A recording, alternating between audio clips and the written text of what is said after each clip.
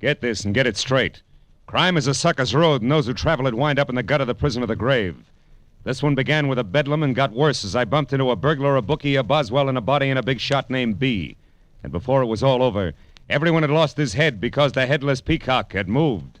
From the pen of Raymond Chandler, outstanding author of mystery, comes his most famous character and crime's most deadly enemy as we present The Adventures of Philip Marlowe.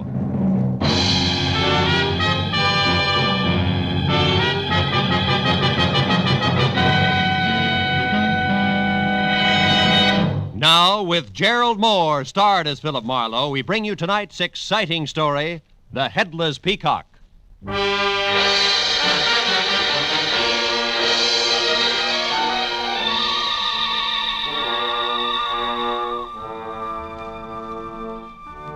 day had been 8 noisy hours of international complications, local vintage. It had started when a Frenchman from Beverly Hills who spoke no English hired me to find the Filipino houseboy he thought had stolen the family's silverware to sell to a prosperous downtown Chinese. However, it had played differently since the Frenchman had been wrong all the way. And both the houseboy and the silverware had turned up in the cool of his own basement, where the servant had gone to do his polishing in comfort.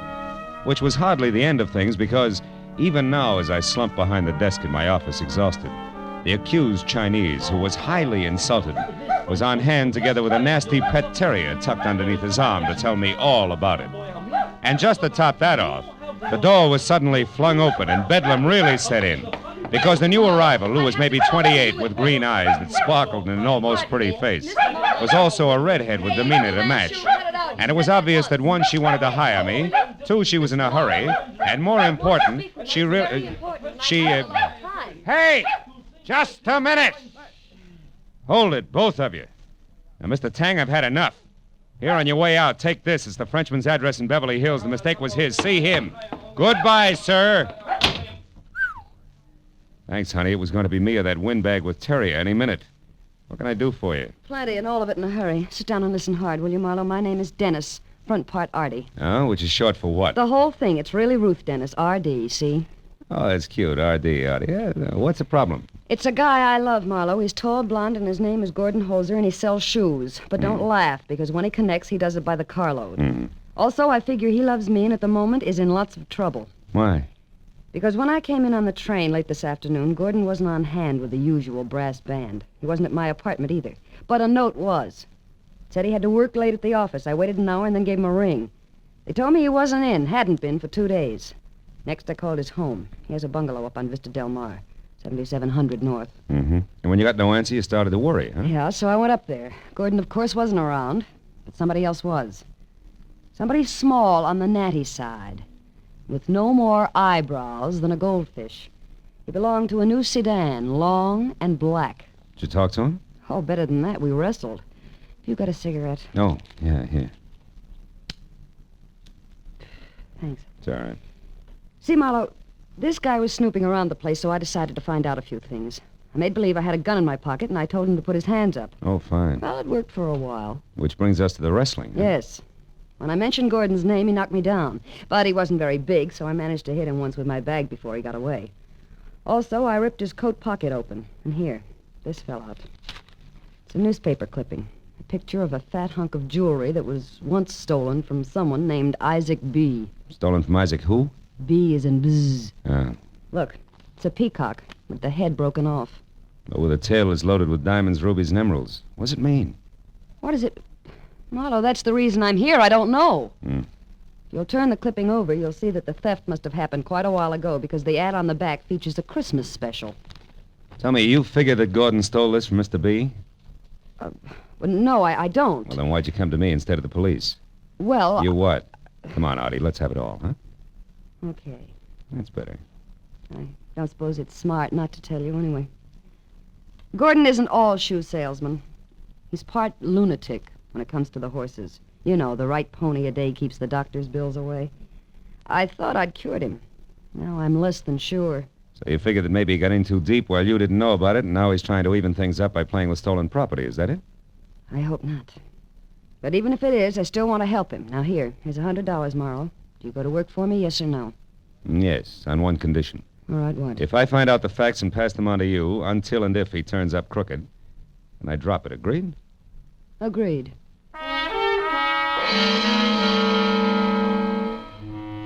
The lady left, and in that hour that followed, I was on my own in the files of the Hollywood Times.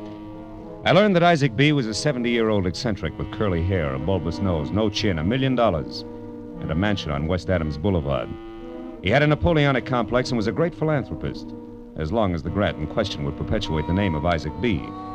About the Headless Peacock, I learned little except that it had never been recovered and that the gems in the tail were of an unusual cut and would be hard to peddle. So it was 8:30 when I finally dropped the oversized bronze knocker monogrammed IB, after which a man about 40 with a sallow complexion and a voice as delicate as spun glass opened the door, halfway. Yes, sir? I'd like to see Mr. Isaac B., please. Name's Marlowe. And your business? Personal. I'm a private detective. And you? Me, why, I'm Everett Ransom. I'm Mr. B's biographer, but also, Mr. Marlowe, I act as his aide. Now, if it's about money for some cause, you'll have to follow the usual channels and write to You Mr. can B. stop right there, Boswell. I'm not after money, just information. About what? A piece of jewelry that was stolen from Mr. B., a headless peacock. The Peacock. You know of its whereabouts. I didn't say that.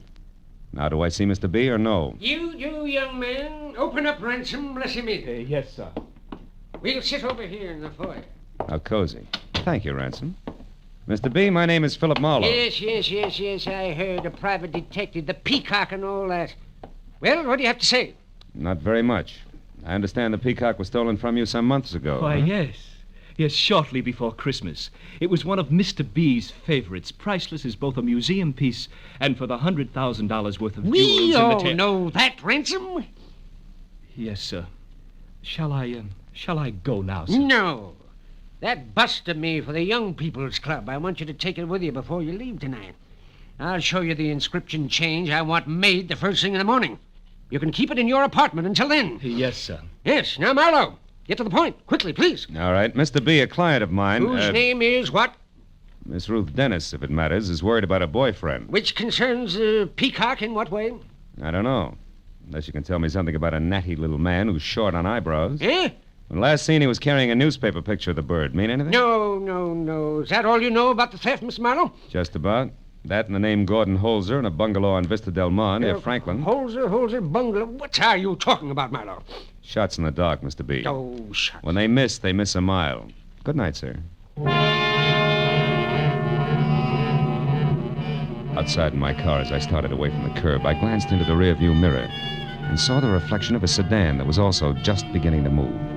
A sedan that was both very long and very black.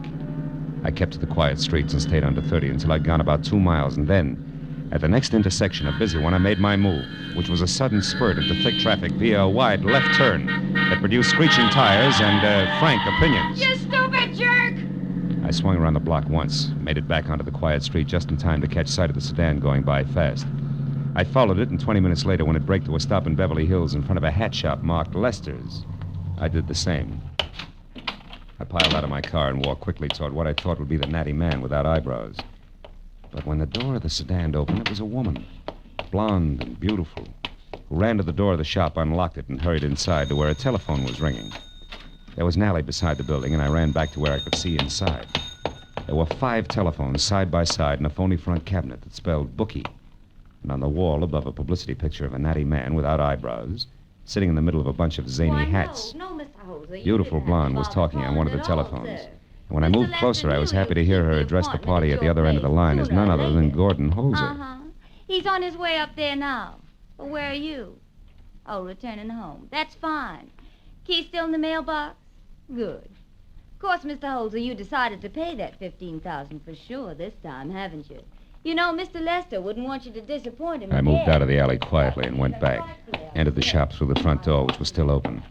Beautiful blonde was just hanging up the phone when I stepped into the light. What? Good evening. Who are you? What do you want here? A new hat. Something chick. Any suggestions? Yes. Get out of here. This shop is closed for business. Bedding included? Why, sir, there must be some mistake. This is a hat shop. With 5 hidden telephones and a boss man who collects pictures of headless peacocks for a hobby? Sorry, baby, I don't buy it. Not even as a conversation piece. So shall we start all over again, huh, baby? Well, yes. Why don't we? And with this to keep us from changing the subject. A heavy service 45, honey. Looks a little bulky in that dainty hand, don't you think? It'll look worse when it explodes in your face. Now, who are you? By name, Philip Marlowe. By occupation? A private detective. And just to keep the interview rolling, I sleep in pajamas, tops and bottoms alike. Love Chinese Stay cooking, back. pressed almond duck in Come particular. closer. And don't you prefer take another blondes. step Give me around that! the You big bum. I don't know why I didn't shoot. I do. But lest we lose the question and answer period, your turn. Name. Patience. Oh, no. What's the rest of it? Hancock. A very fine Virginia name, Mr. Marlowe. Anything else? Yeah, there is. What's your connection with Mr. Lester, Gordon Holzer, and the Headless Peacock? If it's any of your concern, I happen to be Mr. Lester's business associate. But believe me, when he gets back from Pasadena, he... You mean just what you said. The man I'm looking for is in Pasadena. Don't look. Thank you, honey child. The interview's now closed because as of this minute, I'm off for the home of the Rose Bowl. Good night, Patience.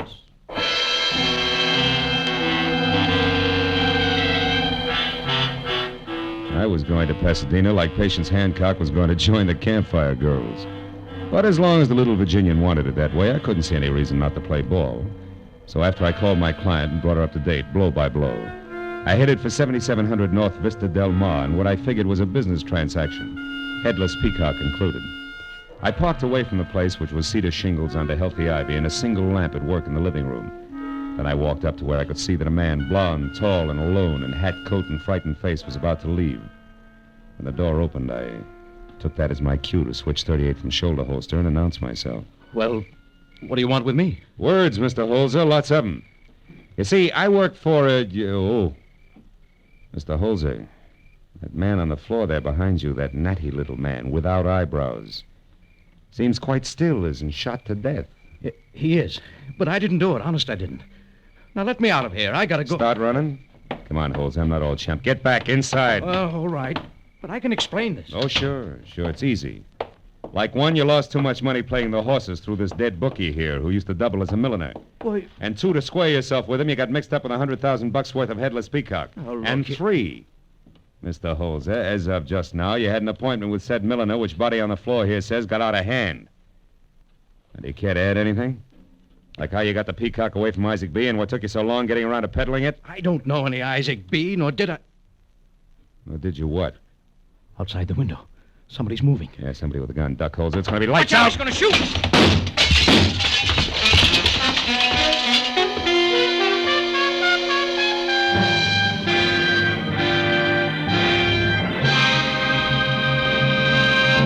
In just a moment, the second act of Philip Marlowe. But first, Sunday afternoon, a perfect time for music. Sunday afternoon, the time of the week when almost everyone takes time for relaxation. Combine Sunday afternoon with music and relaxation, and you have the Symphonette and the Choraleers, two outstanding CBS musical programs. Most of these same CBS network stations bring you both programs every Sunday. Relax and enjoy them tomorrow. And now with our star, Gerald Moore, we return to the second act of Philip Marlowe and tonight's story, The Headless Peacock.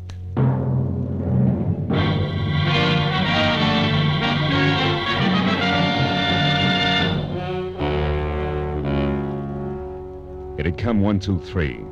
A corpse on the floor, shots through the window, and Gordon Holzer out the back door while bullets made lights out. And Marlowe on the floor, the smart move. It made this the time to call the law, so in case the character with the gun was still hanging around outside, I left the lights off, fumbled my way to the phone, and dialed 116 in the dark. A minute later, I had Detective Lieutenant Matthews on the wire. So you got a corpse, huh, Marlowe? Give it me again, will you? Who, where, and why? A guy named Lester, supposed to be a hat designer in Beverly Hills, but stacks up better as a bookie. He was shot to death here at 7700 Vista Del Mar. Whose place is that? One Gordon Holzer. He has his name on the mailbox. Hey, got a motive, Marlowe? Well, it's a theory. Could be that Lester put on too much pressure trying to collect 15 grand Holzer owed him from bad bets on the ponies. There's more, but it'll keep till you get here, Lieutenant.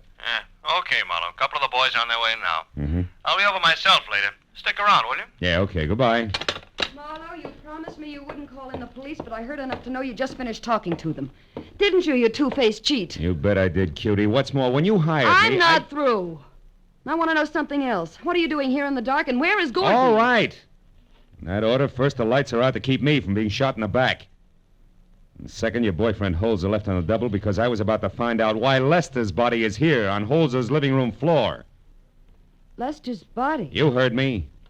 You mean that little man is in here, dead? Very much so. And don't burn yourself out on that shock surprise routine. Marlowe, I swear Okay, turn on a light and show me. Where is this corpse, if any? Baby, don't forget the last time lights were on in here, the room felt like the receiving end of a shooting gallery. I didn't see any firing line when I came in. Yeah, that's a point. But there are two ways of looking at it. Will you turn on a light, or will I? Okay. We'll play it your way. Yeah, take a good look. Oh, Marlowe, it's him, all right. Same little man. Artie, you knew I was coming over here. You knew the setup, and I was close to winning an argument with Holzer when somebody broke it up by shooting through that window, straight enough not to hit anything, even though Holzer was a perfect target. Add it up for yourself, baby. Oh, it wasn't me, Marlowe. Please believe me. You do, don't you? Let's look in this bag of yours first, Give Artie. me that. Yeah, in a minute. Well, that's one thing in your favor, no gun. Could have dropped it in the shrubbery on your way to the door, of course. Here's what I really want anyway. My keys? What do you want them for? I'll tell you later. Well, that's the boys in blue, and just in time. Yeah, you louse. In time for what? To hold on to you as a material witness. But... I've got work to do, and I want to get it done without you screaming at me all the way. Oh, I wish I'd never hired you. I wish I'd never heard of And you. another thing, if you're playing me for a patsy, kid, that's only the beginning. You'll need a deep well full of wishes before it's over, so come on, behave yourself. I told the two prowl car cops no more than I'd already told Lieutenant Matthews, except that Artie should be held because she was Holzer's girl. That plus the small lie that I'd cleared with the lieutenant to leave as soon as help showed, and I was out the door, into my own car and pointed toward Artie's place, which was on Tamarind.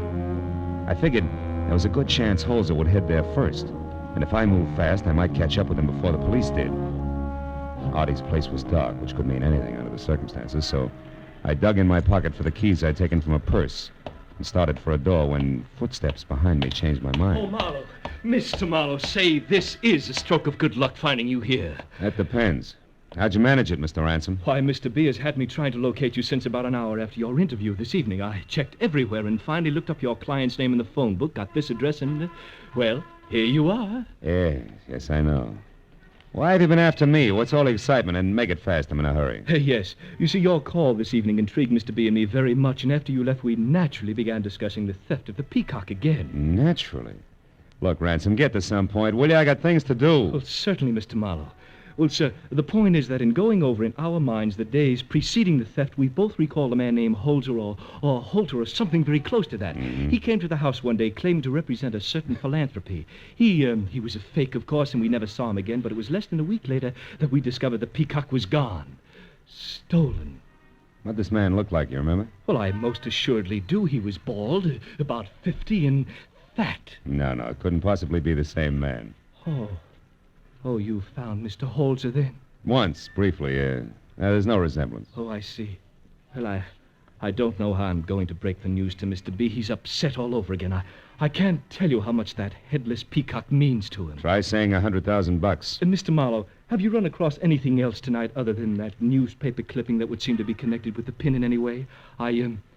I can arrange a reward, you know. No, nothing. I'm sorry. Well, good night, Mr. Ransom. If anything comes up about Headless Peacocks, I'll call you as soon as...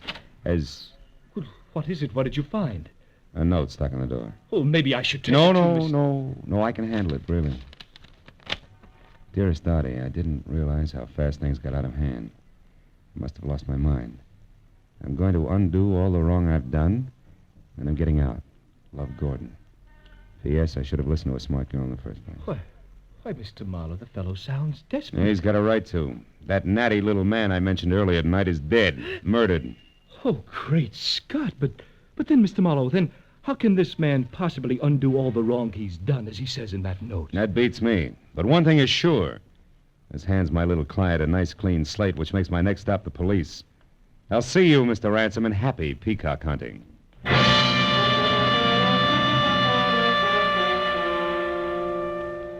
I got in my car and drove back the way I'd come to Gordon Holzer's house on Vista Del Mar.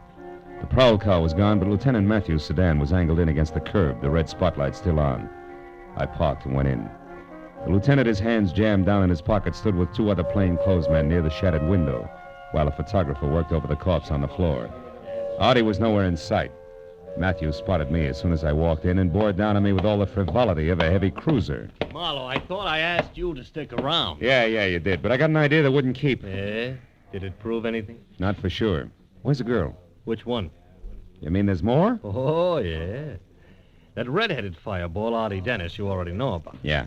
The other one is a Southern belle named Patience Hancock. Oh, yeah. Yeah. Belonged to Lester. Yeah. Caught her snooping around outside trying to find out what had happened to him, and when we gave her the word, she blew her top. Mm-hmm. I got both of them locked up. Good. Say, did you get any facts out of Patience? Yeah, plenty. No? Oh, your bookie theory was right, Marlowe. Thank you. Yeah. All we got to do now is find Holzer, wrap this up. Yeah, I'm not sure it's as simple as that, Lieutenant, listen, but it's the Mark. next step anyway. Come on, let's take a look out back, huh? When he left here, that's the way he ran. I already looked. It's a blank. Oh, really? It's a door that leads out to the alley. Here, this way. All right. And you see? Nothing. Must have beat it through here and out to the street. You wouldn't happen to know where... Oh, what's the matter, Marlowe? What are you staring at? Oh, that window there in the house right across the alley. Yeah. See the one with the lights on, the shade drawn? Oh, yeah. Some old geezer sitting in there. So what about it? The silhouette of his head on the shade, Matthews. Yeah? I won't forget that profile as long as I live. Corduroy hair and a light bulb nose. That is Isaac B. in that room, or... Holy smoke, wait a minute. Hey, what are you doing? Put the gun away! What's the idea? You crazy? You shot down on the ground. Yeah, and the old guy in there didn't bat an eye. Didn't even turn his head at the sound. That gives me a big idea, and we're going to check something fast. Come on.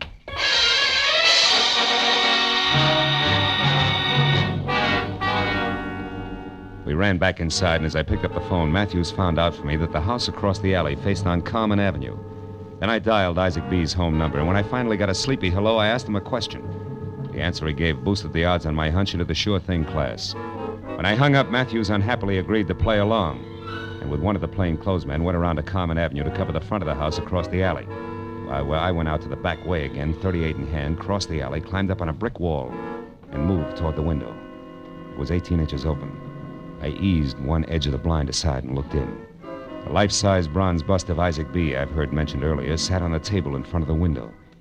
And beyond that was Gordon Holzer, backed against a wall and staring in stiff fear at a pistol clenched in the hand of the biographer, Everett Ransom. Don't shoot. I made a mistake, I admit it. You certainly did, Mr. Holzer. A much greater one than you realize. But I want to return this now. I've brought the Peacock back to you. Don't you understand? Yes, but I'm afraid you don't. I got careless a few weeks ago and left the shade up one night when I took the Peacock out of hiding to admire it. And you watched the whole thing from your dark bedroom window, which is directly across the alley, didn't you? Yes, I knew it must be valuable. When I got in a jam yesterday, I broke in here and stole it. But I'm sorry, and that's why I brought it back. And now... Don't move. Don't move, Mr. Holzer. You see, two facts must never be revealed. One, that I stole the Headless Peacock from Isaac B. a year ago. And two, a little matter of murder. You killed Lester? Yes, I killed Lester. I waited for you to come home, and when that Lester showed up and went into your house, I mistook him for you. He was a very nosy little man. I had to kill him. You shot through my window so I could get away from Marlowe, because you couldn't afford to let me talk to him. In fact, you can't let me talk to anybody. Ever. That's right, Mr. Holzer. Luckily, I found out you'd be coming here to my place to return the Peacock, because I was with Marlowe when he found your note to that girl. He knows a lot about this, Marlowe does. But by the time I'm through, neither he nor anyone else will be able to figure out what really happened. I'll go away. No, Mr. Holzer, it's too late. This way, I'll have to restore that gorgeous thing to Mr. B. But I'll be something of a hero for catching the thief and the murderer. I'm sorry, Mr. Holzer, but after all, you did bring this on yourself. You're quite a moralist, aren't you, Ransom? Marlowe! How did you... Marlowe, get him! Get back closer! Get out of the way! Drop it, Ransom! Turn loose of the gun! No use, Ransom! Come on! Drop it! Nice going, Holzer. He's out. And I've got his gun, Marlowe. Yeah. Here it is. I'm going to stand real still. Talk real quietly from now on out. Good enough, Marlowe? Not quite, but it'll help. From what I've seen of Artie Dennis, brother, you're going to be a lifer anyway, but not with the state. Hey, it's cold out here. Come on, give me a hand.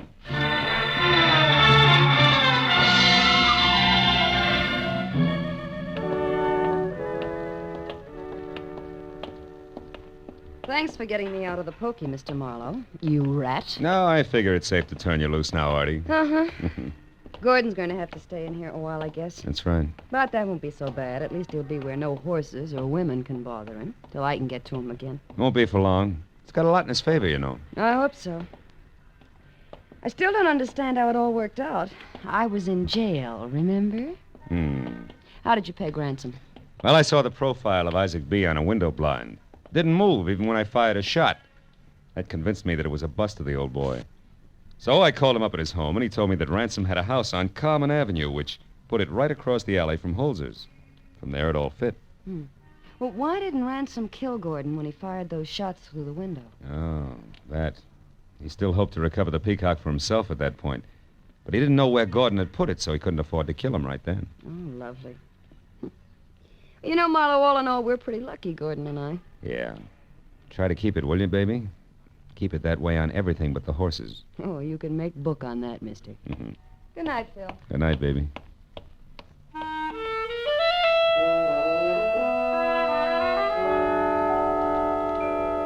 I watched her as she walked away. She looked up at the barred windows where a very willing guy was learning a lesson he needed badly. Tossed him an okay with the fingers of one hand. You know, it made me feel good because I was sure she meant it. Was the kind of a kid who could make it stick.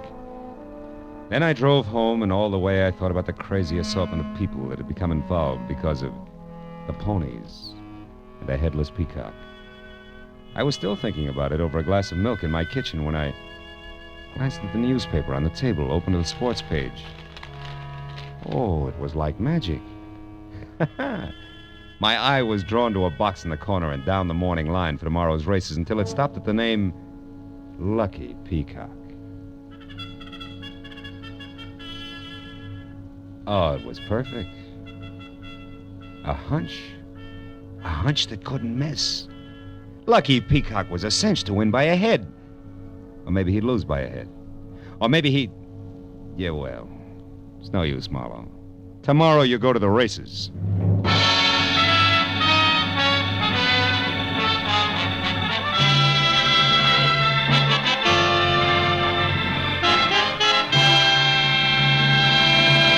The Adventures of Philip Marlowe, bringing you Raymond Chandler's most famous character and crime's most deadly enemy, star Gerald Moore, and are produced and directed by Norman MacDonald. Script is by Mel Donnelly, Robert Mitchell, and Gene Levitt. Featured in the cast were Joan Banks, Howard McNair, Eve McVeigh, Jack Moyles, and Peter Leeds.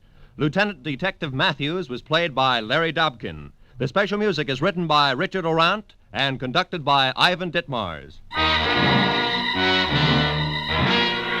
Be sure and be with us again when Philip Marlowe says... This time I took a beating and gave one. The man who lived in the dark was afraid. Someone I never got to meet was murdered and a knife-wielding crab was destroyed. All because a girl who hated the water took a boat ride in old Mexico.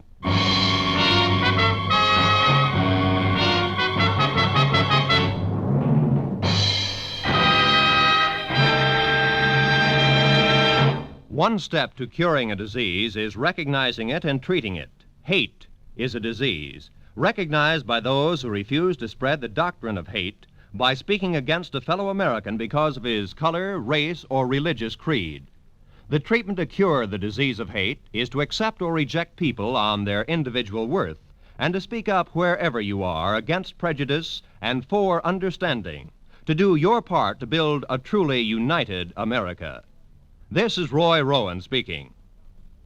Now, stay tuned for Gangbusters, which follows immediately over most of these same stations.